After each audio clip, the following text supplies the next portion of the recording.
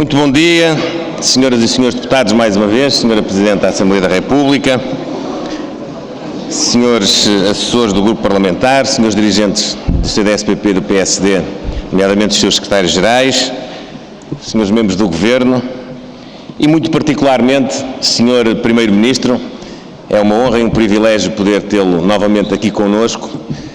Não nos esquecemos de dizer que a sua tenacidade, a sua capacidade de liderança tem inspirado os trabalhos parlamentares dos deputados, quer do PSD, quer do CDS-PP, e por isso o cumprimentamos de uma forma muito particular, ainda por cima numa semana onde percebemos que essa inspiração atinge não só os parlamentares da maioria, atinge também aqueles que na Europa constroem decisões a pensar no futuro dos europeus e também no futuro dos portugueses.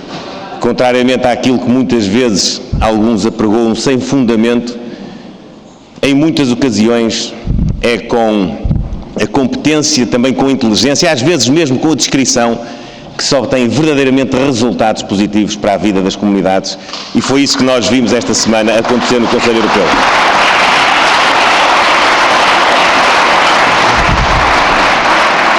Estas são ainda, estão prestes a terminar, as terceiras jornadas parlamentares conjuntas do PSD e do CDS-PP nesta legislatura. Tivemos a ocasião nestes 2 dias de refletir, de fazer um balanço sobre o trabalho que já fizemos nesta legislatura, mas também e sobretudo nestes 2 dias aproveitámos este momento para projetar o nosso trabalho político e parlamentar para o próximo ano, para esta última sessão legislativa e para as 4 sessões legislativas que virão a seguir, depois de cumprirmos a nossa tarefa de nos apresentarmos aos portugueses e podermos recolher deles a renovação da confiança para continuarmos a governar Portugal. Foi com esse espírito de futuro e de esperança no futuro que aqui estivemos estes 2 dias. Eu poderia sintetizar dizendo, Sr. Primeiro-Ministro, que apercebemos que esta maioria está em forma. Os deputados estão em forma, os membros do Governo estão em forma e o Sr. Primeiro-Ministro, ainda acabei de dizer, está de facto em grande forma.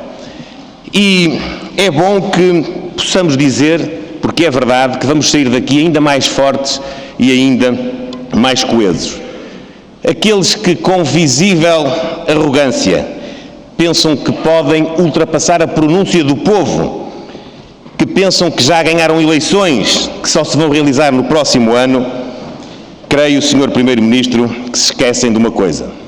Até hoje falharam todas as previsões desta legislatura e também vão falhar essa previsão relativamente às eleições do próximo ano.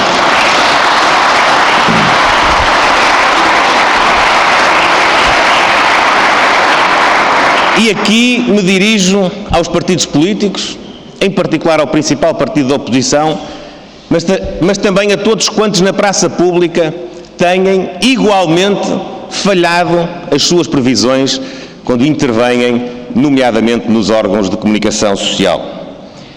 Estamos convencidos, Sr. Primeiro-Ministro, que o povo português não vai ignorar a realidade.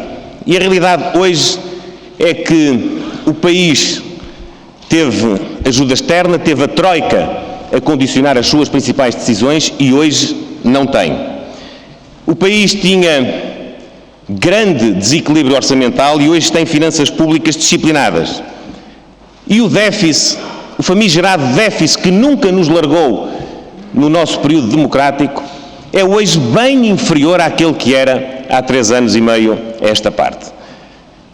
Em números absolutos, vejam só, em 2010, o nosso déficit era de cerca de 18 mil milhões de euros.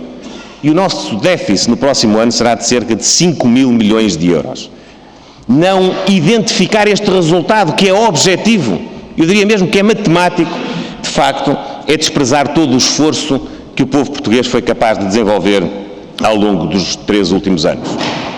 Vivemos tempos difíceis de recessão, mas hoje vivemos um período onde já vamos ter crescimento económico no final deste ano e onde teremos seguramente crescimento económico no próximo ano. E não é um crescimento económico qualquer, é um crescimento económico superior à média do crescimento económico da zona euro, o que quer dizer que, contrariamente a muitos anos, estamos hoje a convergir com a Europa. Depois de mais de uma década de intenso, eu diria mesmo trágico, aumento do desemprego, estamos há cerca de 18 meses a diminuir a taxa de desemprego.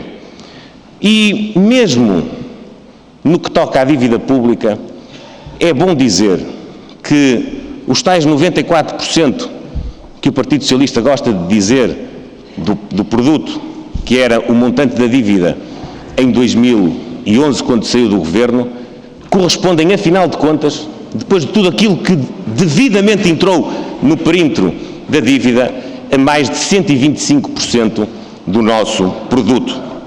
E por isso, Sr. Primeiro-Ministro, aliado a tudo isto, nós recuperamos credibilidade.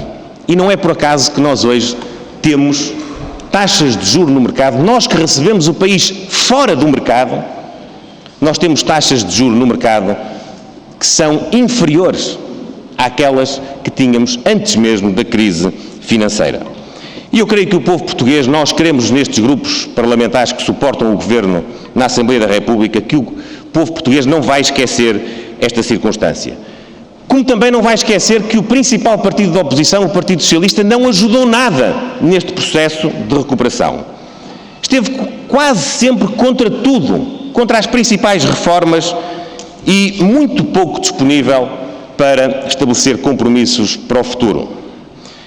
E também não vão esquecer os portugueses que o PS do Dr. António Costa é, afinal de contas, igual ao PS do Dr. António José Seguro, e os dois nunca foram muito diferentes, bem pelo contrário, do PS do engenheiro Sócrates. Nós sabemos que a liderança mudou, mas a política continuou. Eu diria apenas que a liderança política do Partido Socialista hoje, do Dr. António Costa, tem uma pequenina diferença face à liderança do Dr. António José Seguro.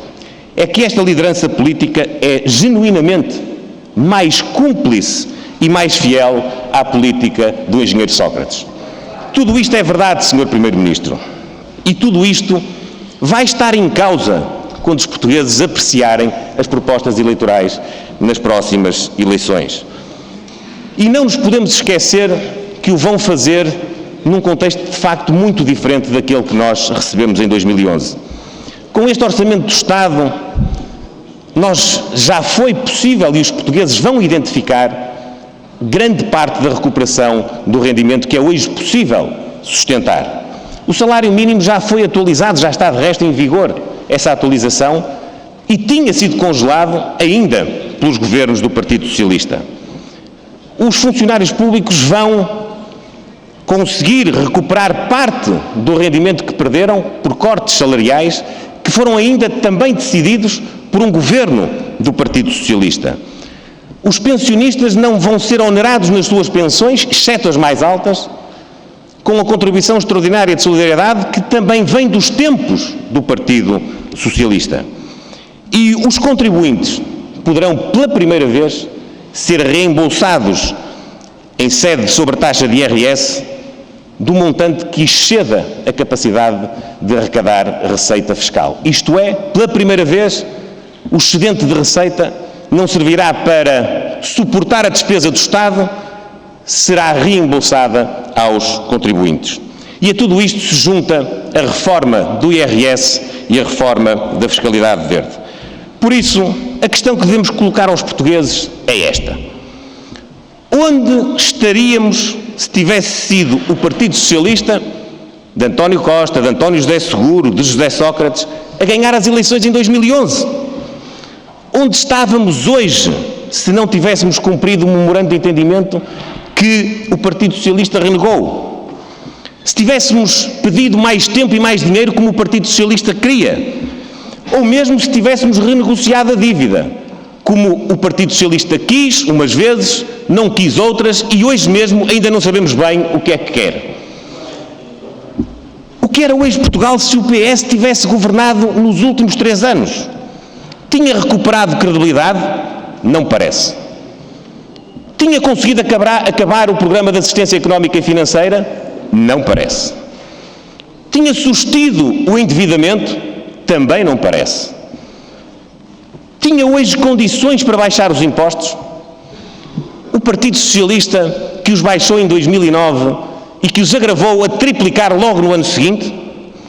Essa é a questão que devemos colocar aos portugueses. Como também não devemos deixar de colocar aos portugueses a questão de saber se o Partido Socialista tinha realizado este processo de recuperação com a sensibilidade social, é verdade, com a sensibilidade social que nós demonstramos em todas as grandes medidas. Quando protegemos os rendimentos mais baixos, quando atualizamos o salário mínimo, quando atualizamos o valor das pensões mínimas sociais e rurais. E nós fizemos isto apesar dos condicionalismos que tínhamos do programa.